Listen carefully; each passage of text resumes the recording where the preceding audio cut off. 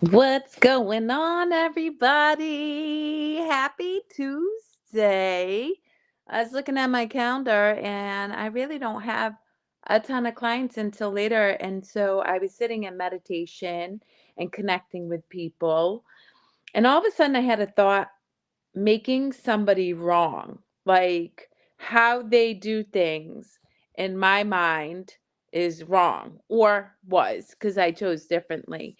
But it got me thinking about the question, why is it I made somebody wrong or had the thought to make them wrong? And why is it we so often get caught up in this narrative of making people wrong in our own minds and making ourselves right, so to speak? And I realized it's just for me anyway, it's definitely a pattern. It's a habit or a condition that I cultivated as a younger child, protecting myself, right? Believing that if I made somebody else wrong and I was right, well, I could take care of myself, that I knew that what my decision was going to keep me in control. And that is such a fundamental misguided understanding in that we're never in control. The only thing we really are truly in control of is our internal state, like our internal body. Are we feeling calm? Are we feeling anxious? Are we uh fearful? Are we in love? And so when this idea came up for me that somebody else was wrong over something so silly, guys, real talk, it was how they responded to my invitation to connect with me, right? And all these things came up for me, right? Because when I was little, I was rejected a lot. And so I made up a story that I was bad. And so I made this person wrong. Oh, well, they should reach out to me. No, they shouldn't. They don't have to do anything that doesn't feel right for them. And I appreciate the fact that they honor themselves in that way because that's super powerful. It's just that that little bit of me that still holds on to this conditioning, really, like these subconscious patterns within my brain had me believing that I needed to make them wrong in order for me to feel safe. And that's just not true, guys. The reality is we get to feel safe within our own skin when we love ourselves immensely. And that means that you're not concerned with whether somebody jumps on and makes an appointment with you or that somebody agrees with a position that you hold around values, right? When you love yourself, you can nurture and support yourself outside of anybody else's behavior, outside of their expectations, outside of how they view you. And so I just had to laugh. And this is where I really want to encourage you guys. I work on myself all the time. I sit in a lot of joy, I sit in a lot of play, but I'm constantly examining how I respond to external factors in my life. And the reason why is it helps me learn how to release and rewire my own brain. That's it. That's the control I have. Is this empowering me or is this disempowering me? And if it's disempowering me, what story, what program do I have coming up within me that I need to let go of? And in this instant, again, it's feeling rejected, right? Because they didn't respond the way I made up that they needed to. I'm being rejected and up I got to make them wrong to protect myself. I don't, guys. We don't. We really just have to ask ourselves, why is it I'm having this emotion come up? What is it I need to examine? And then be super grateful. And I am. Because for me to say I want to show up as love in the world, which I am guided to do all the time, it also means that I'm responsible for examining what's coming up in my internal dialogue that separates me from love. And I still have stuff that comes up, guys. I'm no different than anybody else. I'm just willing to examine that stuff and not judge it. I'm willing to examine that and give myself permission to ask myself what it is I need to do to nurture myself, and then two, what needs to be released so that I can come back to a place of real groundedness, real unconditional love for myself. Because in that love for myself, guys, that is our superpower. Is when we love. Science proves it.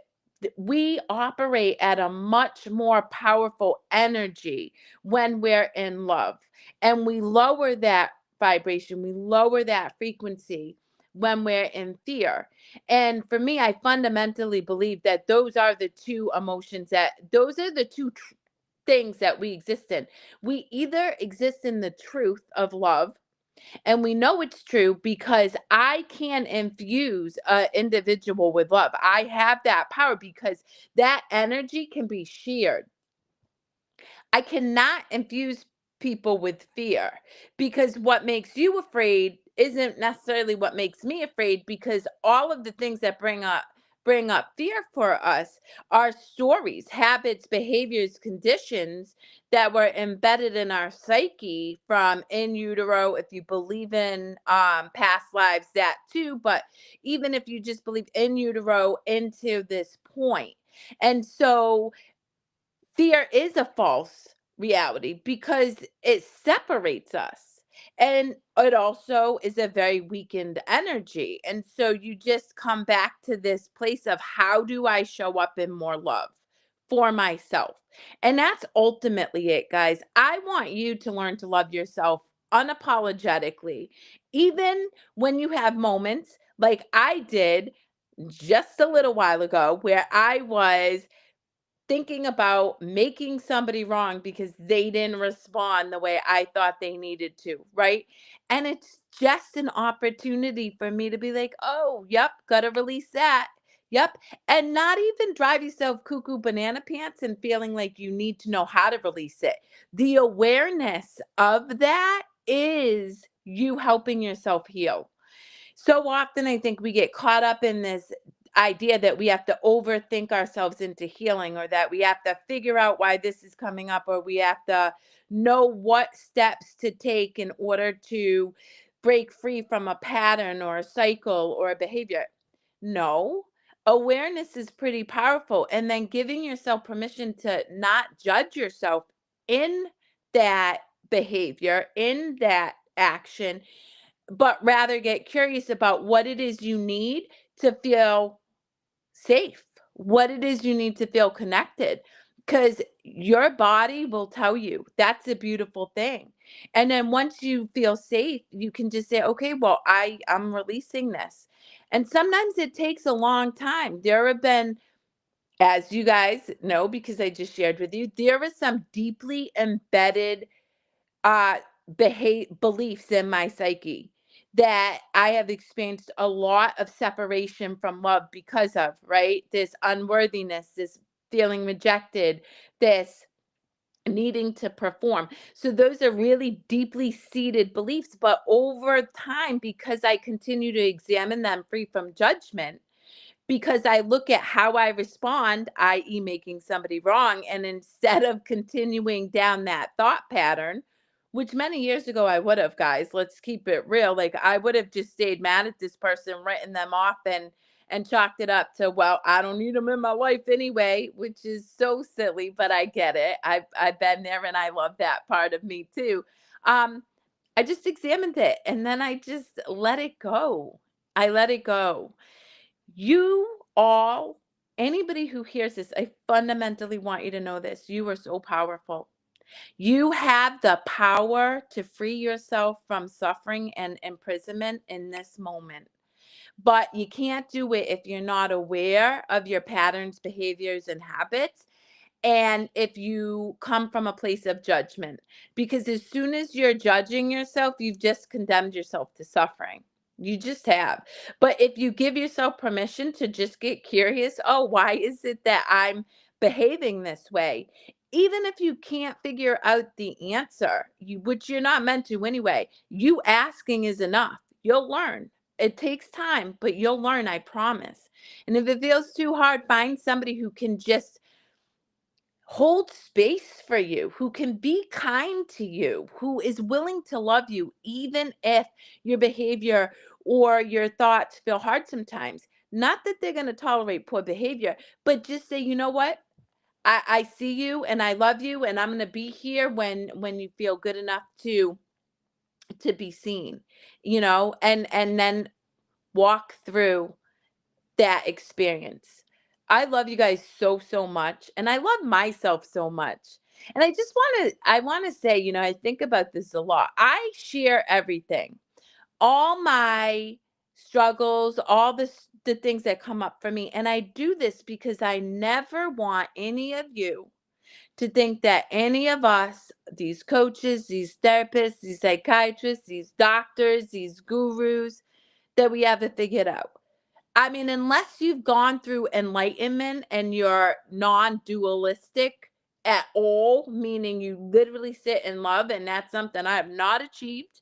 And there's very, very, very, very, very few individuals who have. Then we're still working out all of that stuff within our own psyche. So give yourself grace and know you're exactly where you're at. I know I'm exactly where I'm at. Sure, I could say, "Oh, I wanna be like this person or this person." Yeah, but that person, as their own experience, they gotta pluck out from their subconscious. For me, my responsibility is just to stay curious. When I show up in any place that is separate from love, meaning I'm not compassionate to myself or others, or I'm sitting in judgment, I just ask myself, what is it that I need to examine? What story, what pattern of behavior, what belief is still kind of etched in my psyche? And can I give myself permission to let it go? And eventually you let it go. And there's been many patterns of behavior, there's been many belief systems, there's been many times where I've been able to just heal and that belief no longer comes up for me. And I trust that on my own journey, I will continue to do that. And as I do that, I truly encourage you all to do the same thing because you're worthy of it and you're loved. And I love you all. So I hope that you know that and you feel that. And that if nothing else, you show up in love for yourself today.